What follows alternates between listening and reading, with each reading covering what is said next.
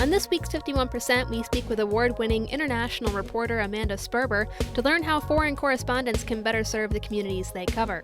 And we hear from the founder of Global Press, which has been training women around the world how to report on their local communities for almost 2 decades.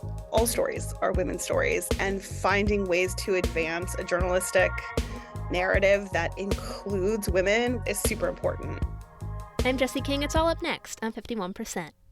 I was standing around like one of those girls I had seen in a movie. The whole world was a movie back then.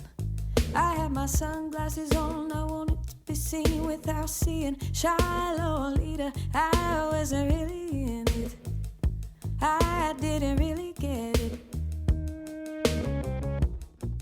You're listening to 51%, a WAMC production dedicated to women's issues and experiences. Thanks for joining us. I'm Jessie King.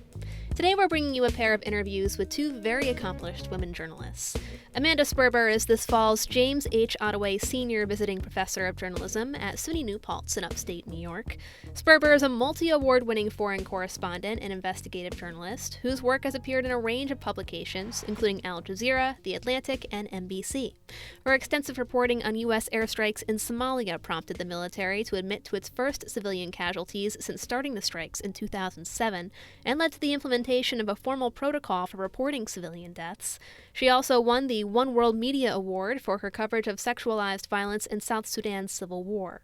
As part of her visit to SUNY New Paltz, however, Sperber is pushing students to challenge their views on international reporting and instead imagine how they might conduct themselves differently to better the industry. After all, if the news we read shapes our outlook of the world, and the majority of that news is written by foreign correspondents, quote-unquote, parachuting in from the U.S. and Europe, are we really getting the fullest, most accurate picture of the stories we read? In a recent public lecture titled Rethinking Foreign Correspondence, Sperber breaks down the history of international reporting, its roots in colonialism, and how news outlets and journalists alike can better reflect the communities they're reporting on. What I'm really hoping that they get out of it is maybe a new lens through which they might read the news, specifically the quote-unquote global news. I say global in quotes because, part of what I'll be discussing is the idea of foreign correspondence and global news as being inherently kind of centered in the West, and kind of assuming a specific posture from which the rest of the world operates on the periphery. The practice of international reporting started in the same place where print news began, the 17th century Netherlands. It was formalized in the 19th century by writers who traveled to observe the Napoleonic and Crimean Wars in Europe. And it was also through correspondence of missionaries and tradespeople and soldiers across various Victorian era imperial catastrophes.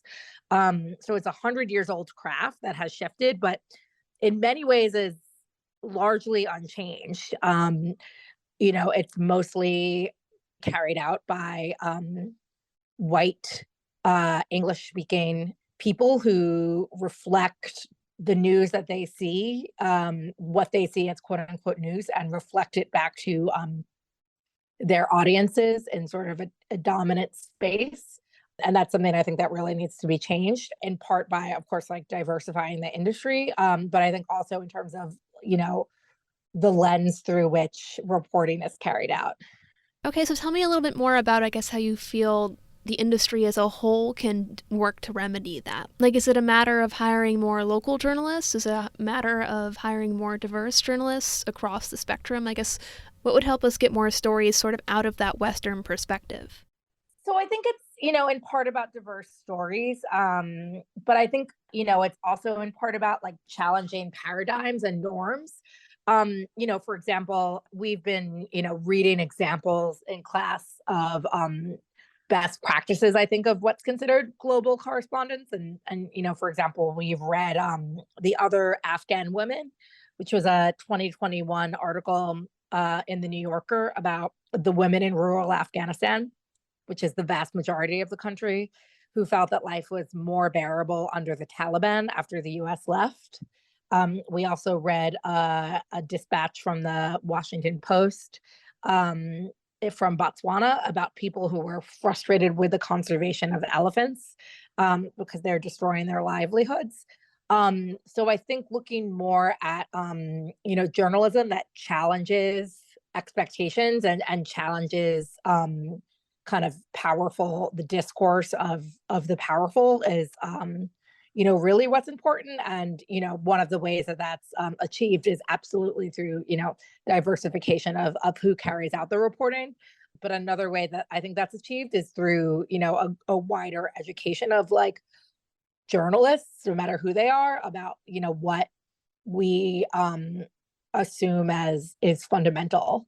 Maybe that also comes with a change in newsroom leadership to a degree, because I think even if you have, diversity in reporters, if the people who are making decisions are not questioning those fundamentals, then, the reporters can only do so much.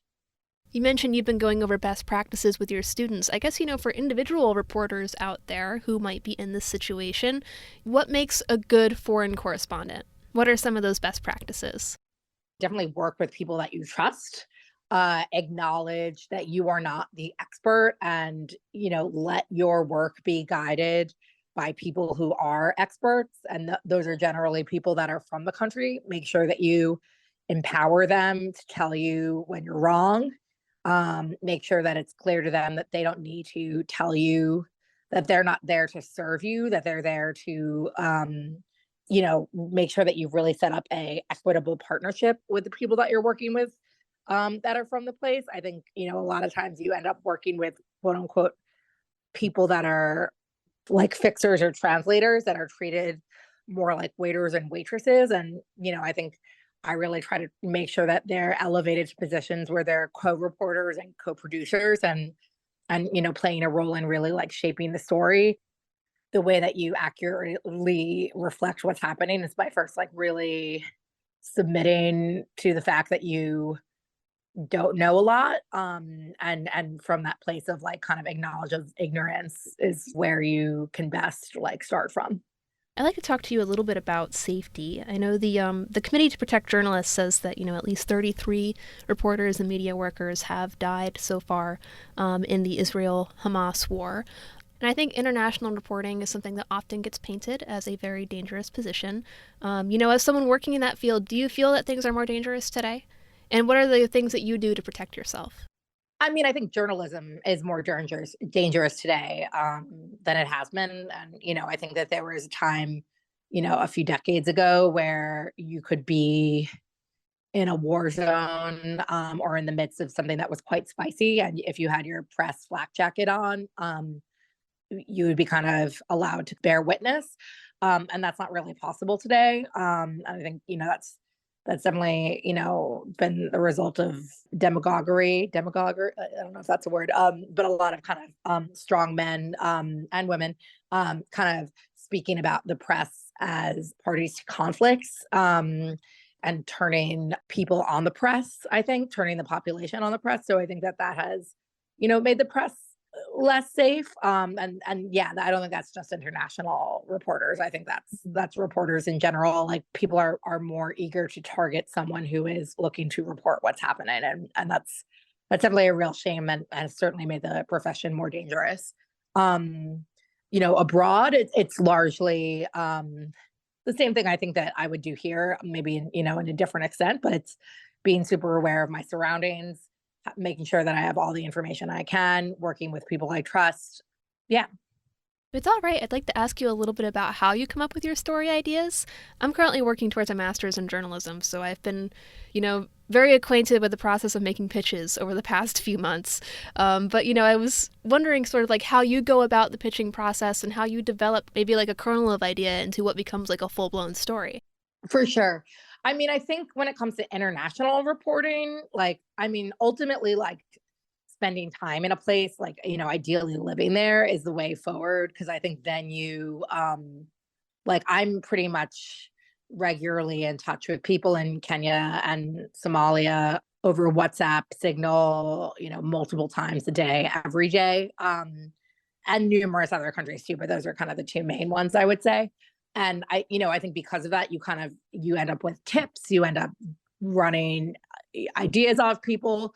Since I'm not there, like I'll see something on social media and I'll, message someone, a source in Somalia, and I'll say, hey, is this something, like, what are you hearing about this? So I think one of the ways that you kind of get story ideas is kind of by, keeping an eye on the news and then developing context and kind of existing in conversation with them. So like a lot of times I feel like I don't necessarily like come up with a story idea overnight. It's more of like I'll be kind of having an ongoing conversation with multiple people and doing some reading about something that's happening and some ideas I'm playing around with based on some news, and I'm fleshing it out. And then eventually I'll kind of say, okay, I think this is what the story is. And then often even after I say that, it changes, 5 more times. But that's often kind of how I land on something, to at least a jumping off point for a pitch or an angle. Well, lastly, looking at your career so far, for just some general advice, what is something that you learned early on that maybe you wish you had known at the time? Good question. A lesson I learned pretty early is that it is often like the area of, if something's making you uncomfortable, that not when it comes to security, of course, but I think if an idea or something is kind of making you uncomfortable, like leaning into that and exploring that is often where kind of the best ideas are found. I think that I've kind of over time figured out more nuanced and interesting angles by like leaning into that. And I think when I was starting out, I would kind of have some thoughts about something I was seeing on the ground and think, oh, well, I think this is strange that this is happening. Isn't this a problem that should be reported? But then I think I would see that maybe it hadn't been reported before, or I would feel that other people that, knew more than me weren't treating it like a problem. So I then would think, oh, okay, so this isn't something that I should explore. It's not really a story. And I would sort of rehash the same stuff that's already been done. Whereas I think now I'm more keen to kind of question and say, like, just because this hasn't been reported doesn't mean that it shouldn't be reported, or just because this hasn't been questioned doesn't mean it shouldn't be questioned. Amanda Sperber is the James H. Ottaway Senior Visiting Professor of Journalism at SUNY New Paltz. You can check out some of her work at amandasperber.com. Amanda, thanks for joining us. Thank you. Have a great day.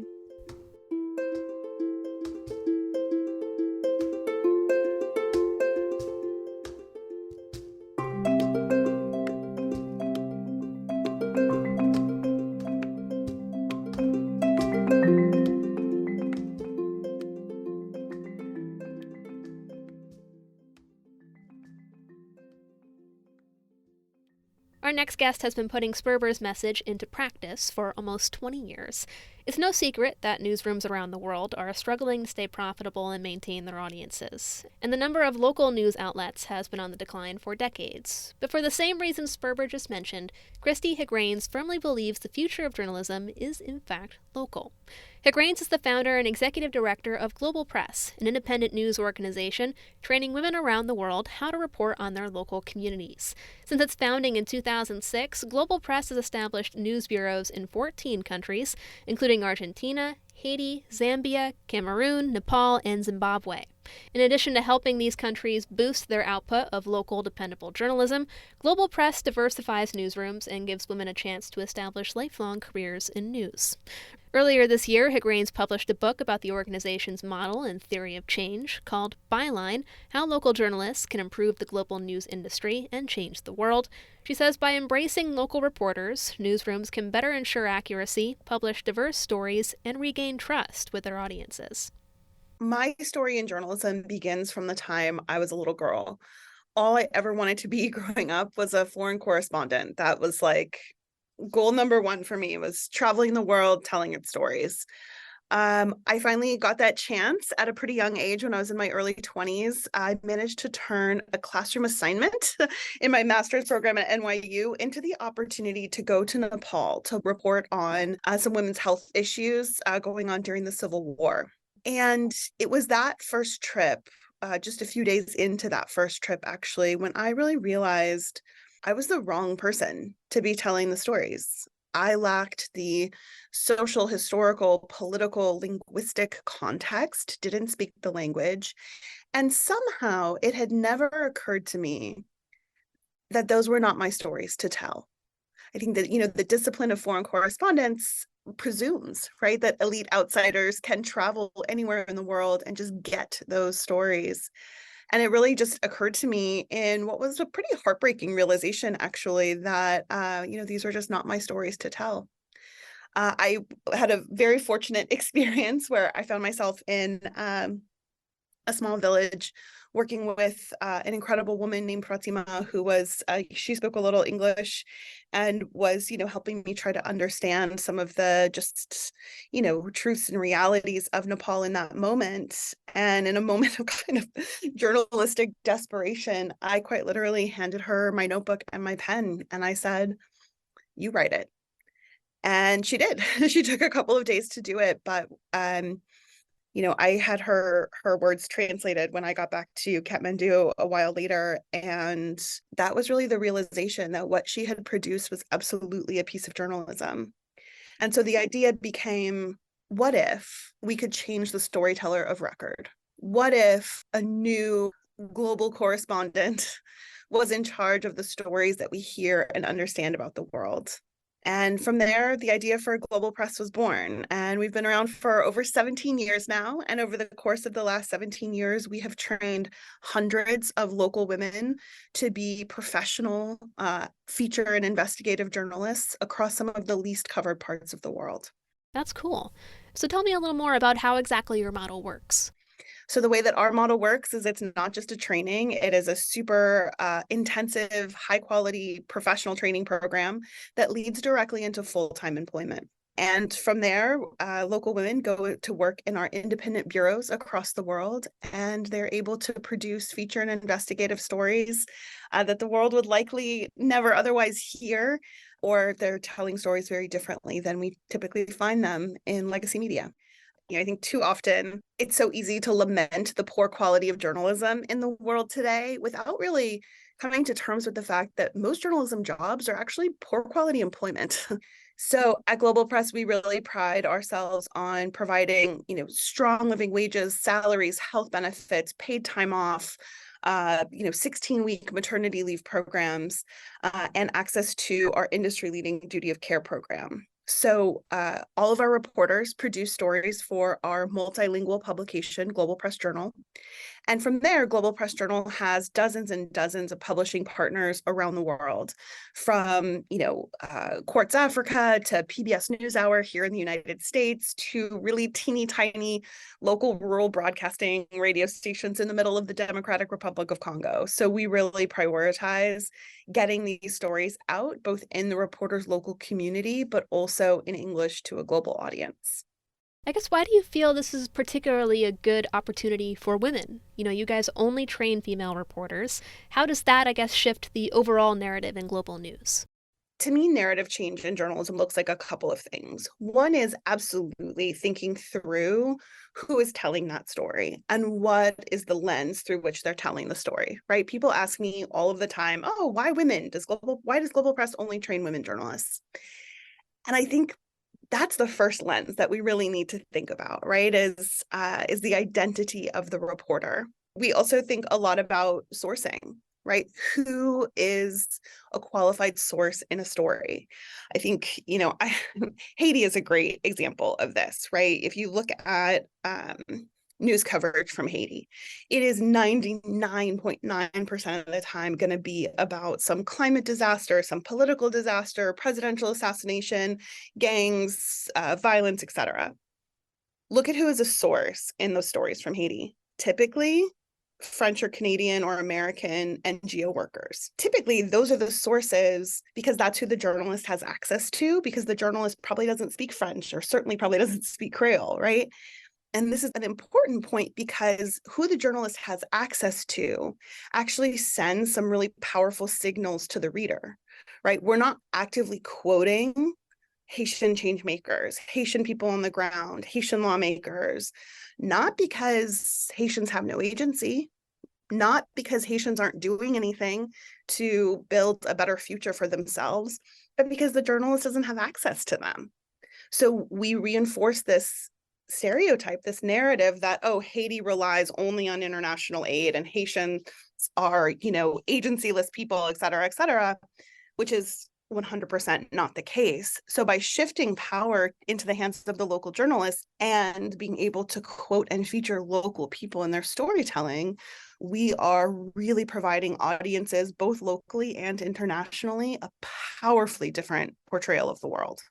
So as a publisher and reporter yourself, is there anything that you see women reporters particularly having to keep in mind over the course of their career or, while they're out in the field?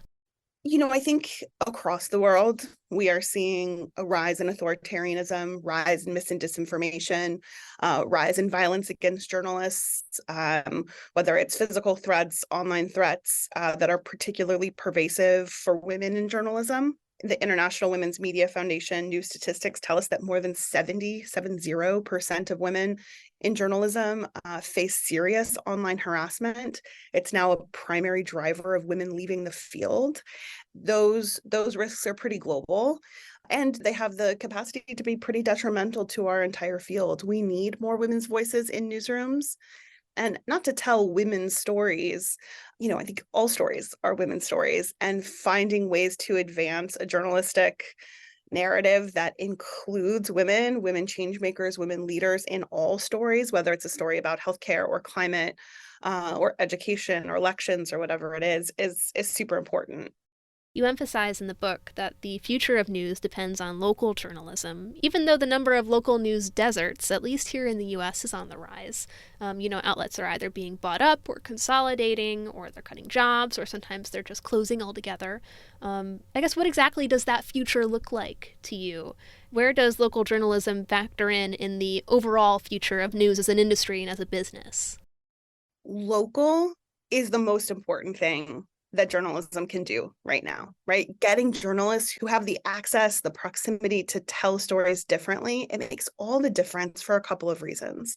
One is trust. People have a right to recognize themselves in the stories they read about themselves or their communities. And we are most likely to get it right when we have proximate reporters who are able to bring us those stories.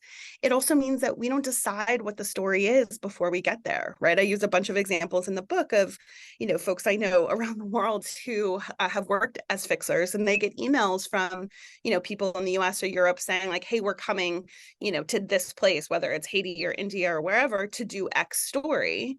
And no one ever stops to ask, like, does that reflect the reality you're seeing on the ground? And actually, there's a growing body of evidence that shows that audiences actually want something pretty different. We conducted a really in-depth nationwide survey and focus groups in 2021 to really look at like, who is Global Press's audience in the US? And what we ended up learning was really powerful for the whole industry. We actually externalized all of our findings because it was so powerful.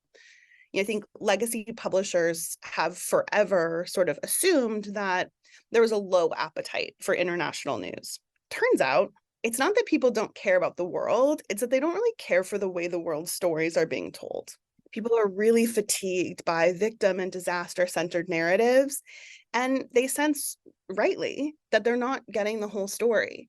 So when these focus groups were given the opportunity to consume news produced by local journalists, produced outside of the sort of typical parachute journalist status quo, the vast majority of US-based readers flocked to that coverage, and for their own reasons, right? It's not like they were saying, oh yeah, I'm doing this because it's the right thing to do. They were like, no, I'm getting better information. This local reporter is giving me something that I wouldn't be able to get elsewhere. I value the nuance. I value the context that local journalists are giving to me. So I hope that, through that externalizing that research and through the book, that we're really able to make the case to journalists and also publishers that, local is what audiences want. People are valuing proximity and access and real authentic storytelling more than I have seen in doing this for more than 17 years. Well, lastly, I guess this is more of like a question for maybe general advice, but when you're doing your training sessions, what do you see as one of the most difficult aspects of the job or one of the biggest hurdles that trainees have to get over? We focus a lot on really learning and understanding traditional barriers to entry into our craft. And so I actually think it's the industry that has more to learn than it is the trainees, right? We see journalists, whether they're, in rural Mexico or Sri Lanka or Zimbabwe, who come to the craft with, a really powerful sense of story, a really powerful sense of, leveraging story to maximize truth and understanding in the world. Things like writing, story organization, fact checking. This is not a rocket science discipline when newsrooms are set up to really provide time and space for journalists to do those things. I think the biggest learning curve is actually in the industry, right? When we think about simply the ability to speak English, that's one of the largest barriers to entry that is actually keeping so many high quality, talented local journalists out of legacy newsrooms. So at Global Press, English is not a requirement. We're looking at certainly gender, we're looking at ancestry, political sort of landscapes across the world. We're looking at urban versus rural. We're looking at formal education, disability, LGBT communities, people who have been traditionally sort of gate-kept out of the profession, and really studying what it looks like to eliminate those barriers to entry and welcome a new diversity of practitioners into the field. And from there, the story of the world dramatically changes and becomes wildly more accurate. Cristi Hegranes is the founder and CEO of Global Press, a chain of independent news bureaus training local women reporters around the world. Her new book with Seth Libby is Byline: How Local Journalists Can Improve the Global News Industry and Change the World. It's out now through Advantage Media Group. You can learn more about Global Press and find its work at globalpress.co.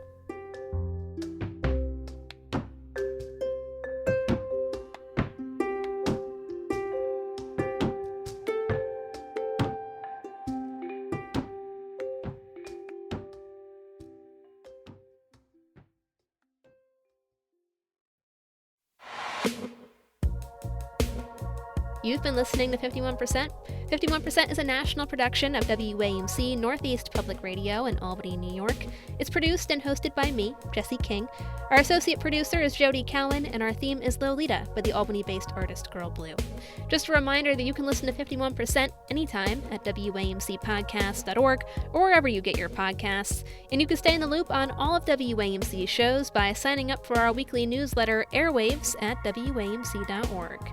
We hope you'll join us next week. Until then, I'm Jesse King, 51%. I was every single girl, I was nobody else, I was so sure of myself.